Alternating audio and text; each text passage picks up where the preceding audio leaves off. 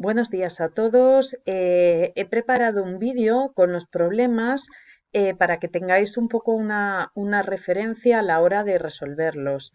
Tenéis todos los resultados, está perfectamente explicado y simplemente voy a utilizar el audio para contextualizar lo que son los problemas dentro de la lección número 4 que ya hemos terminado en muchos de los cursos. Os aconsejo que los hagáis todos, que probéis a hacerlos por vuestra cuenta, incluso cambiando datos, y cualquier pregunta que tengáis me la hacéis llegar, bien en la sesión virtual que tendremos durante el desarrollo y al horario de nuestra clase, o bien por correo electrónico. Sin más, paso a resolver el problema número 1. Mirar, el problema número 1 es un problema que tiene que ver con las leyes de Mendel. En concreto, tiene que ver con la tercera ley de Mendel. Este problema nos habla de cómo segregan de forma independiente dos pares de alelos, es decir, dos genes con cada uno de sus alelos. Por un lado vamos a tener el gen A, donde el alelo A mayúscula es dominante sobre la minúscula, y el gen B, donde sucede lo mismo, es decir, existe una dominancia del alelo B mayúscula sobre B minúscula. En este tipo de problemas siempre nos van a pedir tres cosas. O bien me van a pedir los gametos que produce un individuo, en este caso nos piden el gameto A mayúscula, B minúscula de este individuo doble heterocigoto, y en los resultados, en la respuesta, tenéis que este doble heterocigoto puede formar cuatro tipos de gametos. ¿Vale? Que esto ya lo hemos calculado en clase. Cada uno de los gametos sería con un cuarto de probabilidad. Igualmente, estos problemas nos pueden pedir el resultado de un cruce. Ese resultado del cruce puede venir en dos formas, o bien de frecuencias genotípicas, que es lo que nos viene aquí como cigoto. Cuando nos piden frecuencias genotípicas, acordaos, cada gen viene representado por sus dos alelos, mientras cuando nos piden el fenotipo, como sucede en la opción E, únicamente me dan una letra por cada gen. ¿Vale? Entonces, en este problema, como veis, en la opción B y en la opción D, en ambas tenéis preguntas en cuanto al cigoto, es decir, en cuanto a la dotación genética. En la opción B lo podéis resolver bien por el cuadro de Punnett, que la mayoría de vosotros sabéis resolverlo, o bien aplicando la ley del producto, como os tengo puesto aquí más abajo y como os ha explicado en clase. Es decir, según la ley del producto, la probabilidad de ser A mayúscula sería un cuarto y la de B mayúscula un medio. Por lo tanto, la probabilidad conjunta resultante del producto de ambas probabilidades sería un octavo. Mucho cuidado cuando os pregunten cosas como lo que vemos en la opción D. Me están pidiendo el resultado de un cruce, pero el cigoto, el genotipo que me piden, es imposible. Por lo tanto, en este caso, la opción resultante sería 0. La opción C es exactamente igual que en la opción A. Me piden los cigotos, que tendrían que ser en este caso dobles en la opción C me piden un gameto A mayúscula, B minúscula de este individuo de aquí. De este individuo solamente podemos obtener dos gametos diferentes, con lo cual sería un medio cada uno de ellos. Y por último, un consejo a la hora de resolver situaciones como la que tenemos en la opción E, donde me piden un fenotipo a partir de un cruce, pero justo este cruce son las proporciones fenotípicas de la tercera ley de Mendel. Por lo tanto, ya sabéis que A mayúscula, B mayúscula serían 9/16.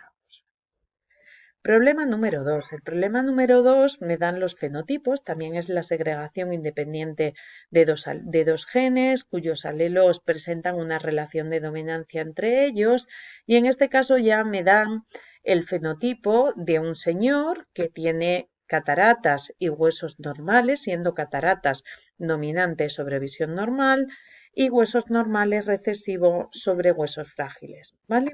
En estos problemas, simplemente, como os he puesto en los resultados, es encontrar el cruce y encontrar el genotipo que tienen los individuos del cruce. En casos como este, donde no conozco si el individuo para el carácter dominante es homocigoto dominante o heterocigoto, basta con ver cómo es el padre. En ambos casos, tanto en el caso del hombre como en el caso de la mujer, me dan el genotipo de los padres, siendo ambos genotipos recesivos, por lo tanto, tanto el hombre como la mujer serían heterocigotos. Una vez que tengo el cruce, tal y como lo tenéis aquí, sacaría los gametos tanto del hombre como de la mujer y puedo plantear mi cuadro de Punnett, que lo tenéis aquí ya resuelto, y a partir del cuadro de Punnett calcular las frecuencias fenotípicas que me piden en los 4 apartados que tenéis aquí. Cada una de ellas, tanto libre de ambas anormalidades, tener cataratas y huesos normales, no tener cataratas y sus huesos sean frágiles, y tener cataratas y huesos normales, y huesos frágiles, todas ellas serían un cuarto. El problema número 3, estamos ante una enfermedad que es una enfermedad recesiva, que es el síndrome de Wilson, y me preguntan una probabilidad de una pareja en la que ambos son portadores de tener 3 hijos y que esos 3 hijos, pues o bien que todos sean sanos, o bien que todos estén afectados, o bien, como me piden en la opción C, me dan el orden y me dicen que el pequeño y el mayor están afectados, pero el mediano no. Igual que antes, os recomiendo que planteéis el cruce, calculéis frecuencias fenotípicas y genotípicas y os pasáis a hacer el cálculo de probabilidad. Probabilidad de que todos sean sanos. Como ya tenemos nuestros fenotipos, tendremos aquí que la probabilidad fenotípica de ser sano a mayúscula es 3/4. Como son 3 hijos, sería 3/4 al cubo. La probabilidad de que los 3 hijos sean enfermos, aquí también lo tenemos, 1/4 de A minúscula sería 1/4 al cubo. Y en último lugar, puesto que conocemos el orden, acordaos de clase que no sería necesario aplicar el número combinatorio, por lo tanto el primero sería enfermo, segundo sano y tercero enfermo. 1/4 por 3/4 por 1/4. Problema número 4 son dos genealogías muy básicas, muy sencillitas. La primera es recesiva, por las razones que os indico, hay salto generacional y presencia de un cruce consanguíneo. Y en la genealogía dominante, como tenéis, tenemos afectados en todas las generaciones y por otro lado, tanto hombres como mujeres estarían afectados al 50%. Problema número 5 es similar al problema número 3.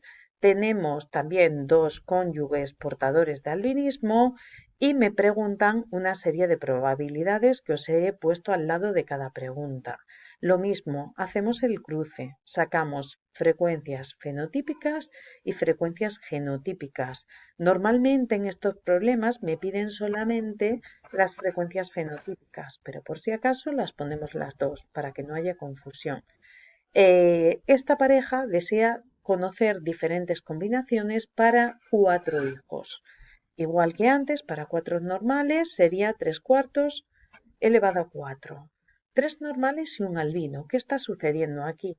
Pues aquí tendríamos la necesidad de saber si el primero que nos dicen va a ser normal o será albino. Es algo que desconocemos. Por lo tanto, cuando hay incertidumbre, cuando no sabemos el orden de los eventos, lo más importante es que tenemos que decidir que hay que aplicar el número combinatorio. En este caso serían combinaciones de 4 eventos, donde 3 serían de un fenotipo y uno de otro. El resultado final serían 4 combinaciones que tendría que aplicar a la probabilidad total. Algo similar sucede en las opciones C y D. Igual que en los anteriores, aplicamos las combinaciones, en este caso 6 combinaciones, lo multiplicamos por las combinaciones de los hijos y en la D, pues lo mismo, sería similar a la C, 4 combinaciones multiplicado por el resto de combinaciones. Os recomiendo que para terminar el problema y tengáis vosotros que hacer algo, pues ir calculando esas probabilidades, intentar hacerlo sin calculadora, porque recordad que durante el examen no va a estar permitido el uso de calculadoras. Problema número 6. En el problema número 6, lo que nos están pidiendo es asignar el genotipo de cada miembro de la familia. Mirar, tenemos un matrimonio con dos individuos miopes que tienen 3 hijos, 2 con visión normal y 1 miope. Cuando sucede esto, como os tengo aquí puesto, a la fuerza el carácter tiene que ser dominante, porque si dos individuos enfermos tienen un hijo sano, es porque ambos son heterocigotos de un alelo dominante. Sería imposible tener hijos sanos de un carácter recesivo si los dos padres fueran enfermos. De dos individuos enfermos de un carácter recesivo, obligatoriamente toda la descendencia es enferma. Problema número 7. El problema número 7 tenemos un problema de grupos sanguíneos. Acordaos que hay dos tipos de grupos sanguíneos. En este caso, el problema es del grupo sanguíneo AB0, donde tenemos 3 alelos, AB, que son codominantes, y ambos muestran dominancia sobre el grupo 0. Nos plantean dos cruces. Tenemos el primer cruce, donde una persona con el grupo sanguíneo A y grupo sanguíneo B tiene en su primera descendencia todos los individuos que son AB. Aquí podríamos pensar que ambos son homocigotos, pero también podríamos tener todas las combinaciones que os resalto aquí. Básicamente ya sabéis que en herencia humana el número de descendientes es muy bajo, por lo tanto tendríamos que barajar todas estas opciones, sobre todo cuando en la F2 vuelven a aparecer individuos que son solo A o solo B o que son también AB. En el siguiente tenemos un cruce de grupo sanguíneo A por grupo sanguíneo B y en la F1 tenemos A, AB y aquí aparece 0. Al aparecer 0 es mucho más razonable que ambos individuos porten el alelo 0, es decir, ambos sean heterocigotos para A y para 0. Problema número 8. El problema número 8 es sobre una enfermedad recesiva, la fenilcetonuria, y nos hablan también de una pareja que acude a consejo genético porque desea tener hijos. En este caso, el hombre tiene una hermana con fenilcetonuria y la mujer un hermano que también tiene fenilcetonuria. Piden consejo genético y que se le calcule la probabilidad de tener un hijo con fenilcetonuria. A ver, en este caso, si tanto hombres como mujeres tienen hijos con tienen hermanos con fenilcetonuria, eso implica que ellos van a ser heterocigotos. Al ser ellos heterocigotos, es decir, si ellos van a ser portadores, podría ser que no lo fuesen, existe una remota posibilidad, pero en ese caso sería la frecuencia 0, es decir, la única probabilidad de que ellos tengan un hijo enfermo es que ambos sean portadores. Si ambos son portadores, la probabilidad de tener un hijo enfermo sería 1/4. Si ya nos ponemos estrictos y calculamos la probabilidad que ellos tienen de ser portador, esta sería 1/2. Por lo tanto, 1/2 por 1/4 sería aproximadamente 1/6, sería aproximadamente 1/8. Pero ya os digo, en estos problemas la única probabilidad que a nosotros nos importa es si ambos son portadores. Y si ambos son portadores, la probabilidad va a ser la de 1/4. Problema número 9.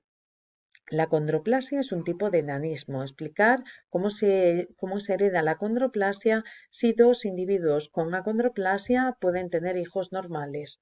De nuevo, igual que antes, cuando dos personas enfermas tienen un hijo sano, obligatoriamente ambos van a ser heterocigotos portadores del carácter enfermo. Y el problema número 10 es sobre la galactosemia, que es una enfermedad recesiva, y cuál es la probabilidad de que dos individuos portadores son portadores porque ambos tuvieran, el hombre es galactosémico y la mujer es portadora porque su padre tuvo galactosemia. La probabilidad de que ambos tengan un hijo con galactosemia va a ser la probabilidad que le viene del alelo del padre va a ser 1 y la probabilidad que le viene del alelo de la madre va a ser 1/2. Por lo tanto, aunque está aquí el resultado 1/4 si ambos son portadores, simplemente deciros, perdonadme, que me he liado y no quiero empezar de nuevo la grabación. La probabilidad que tiene el hijo de ser galactosémico de nuevo es 1/4, considerando que los padres van a ser ambos portadores. Si los padres no son portadores, la probabilidad sería 0. Y por último, el problema número 11. En el problema número 11 nos hablan de la aniridia, que es un factor dominante, y nos dicen qué probabilidad tendrían de sufrir aniridia y sufrir jaqueca con los siguientes fenotipos. Voy rápido porque se me acaba el audio. Simplemente hacer el cuadro de Punnett y calcular que la probabilidad